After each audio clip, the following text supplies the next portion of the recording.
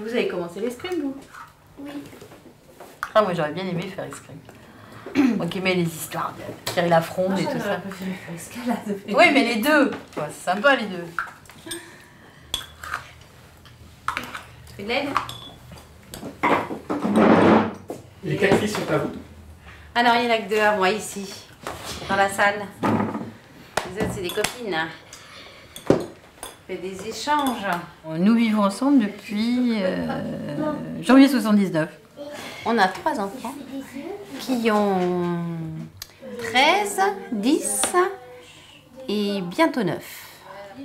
Pour nous, on n'a jamais pensé qu'on n'aurait pas d'enfants, chacune de notre côté. Et quand on a été ensemble, on n'a même pas jamais imaginé une seconde que l'autre ne pouvait pas avoir envie d'enfant.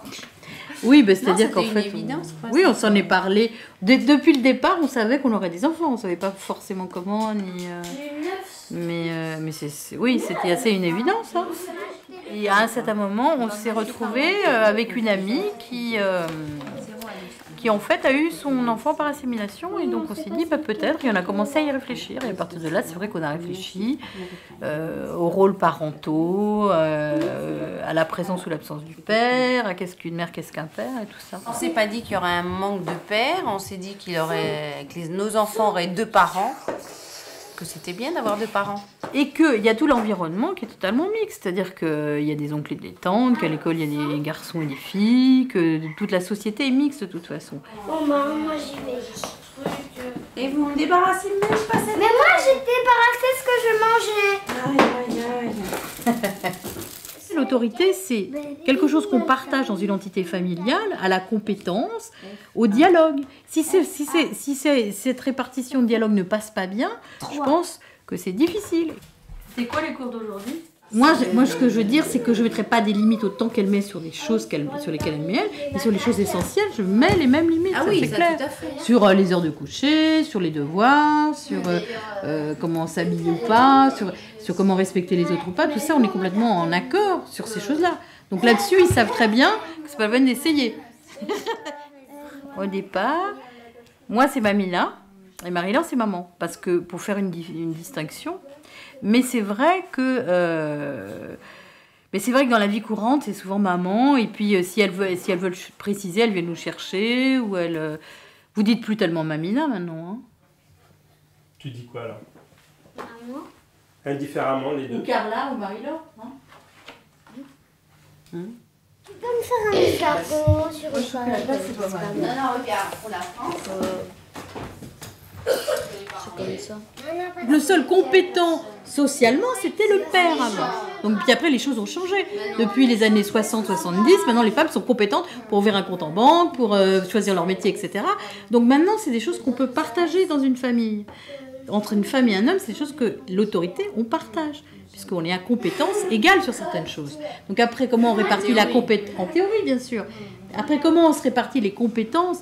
Ça, c'est des histoires d'équilibre dans chaque couple. C'est vachement difficile à définir. Moi, je fais ça comment, comme ça.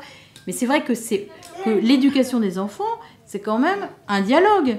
Mais avancer des certitudes sur s'il n'y a pas d'homme, s'il n'y a pas de femme, ça va mal se passer. Alors là, j'aimerais bien qu'on me donne des preuves. T'as vu, maman, elle lit le journal d'achat assassin, on l'avait lu l'année dernière.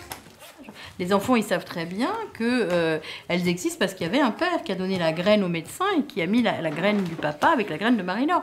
C'est ce qu'on leur a dit depuis qu'elles sont toutes petites. Il n'a aucun rôle à intervenir dans notre famille. Et donc, il n'est pas en manque puisqu'il n'est pas là. Il n'est pas dans la conception de notre famille. Mais par contre, dans la conception de notre famille, c'est bien 2 parents qui sont là pour élever leurs enfants. Ensemble, de préférence. Non, t'as raison. Il va y avoir un petit peu plus. Parce que tu vois, les enfants, quand ils sont petits, ils mettent pas des étiquettes, ils vivent les choses. Ils vivent après, ils vont mettre des étiquettes. Si on les pousse à mettre des étiquettes, bien sûr. Après, on commence à jouer la poupée, il y a les papas, les mamans, il y a les mamans. Mais nos enfants, on les voit des fois jouer qu'il y a des mamans et qu'il y a des papas. Parce que elles vivent dans une rue où il y a des couples de toutes sortes. Il y a nous, il y a des couples d'hommes, il y a des couples d'hommes avec enfants, et il y a un couple d'hommes sans enfants. Il y a un couple de femmes qui n'a pas d'enfants, et puis il y a plein de couples hétéros. Elles savent qu'on est différentes. Dans notre démarche à nous, on est on prévient toujours le cadre de comment on est. Parce qu'on trouve que la démarche de dire notre famille, c'est pas nos enfants, c'est pas leur boulot, si on veut dire. C'est à nous de dire aux cadres, aux écoles, aux maternelles, etc., qu'on est une famille atypique. Et pourquoi? Parce que c'est quand même plus sécurisant pour un gamin quand il sait que tout le cadre le sait et que quand il parle de maman, mamina ou de mon autre maman, tout le monde sait ce que c'est. Ah bah écoute, si t'aimes ça. Moi j'adore être goal parce que je suis jamais. Je déteste jouer au foot. J'adore jouer au foot et c'est trop la classe. Prenons cette hypothèse, qui est peut-être fausse, que 2 hommes et 2 femmes peuvent très bien élever des enfants qui seront aussi bien que s'ils étaient élevés par un homme et une femme. Qu'est-ce qui se passe? Alors là, c'est la révolution. On redistribue tout.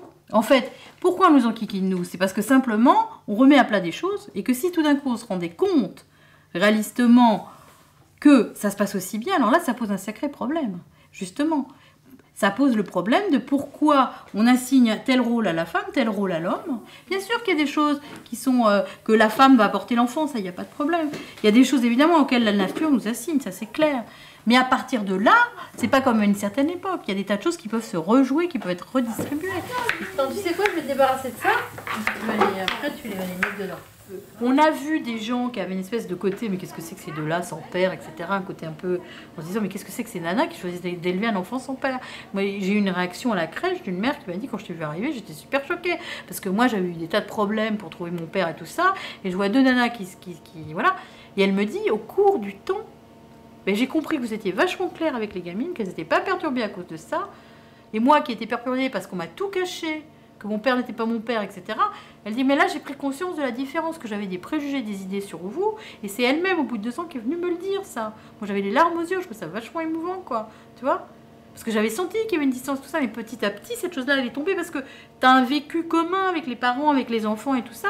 Et ces choses-là, ben, elles tombent avec le vécu. Voilà. De toute façon, il a récompensé. Maman. Les emmener au cinéma ou au théâtre, je sais pas quoi. Ouais, mais là, c'est pas. Ouais, je veux bien. Là, c'est pas les Termina là-dedans. élèves, c'est les élèves méritants.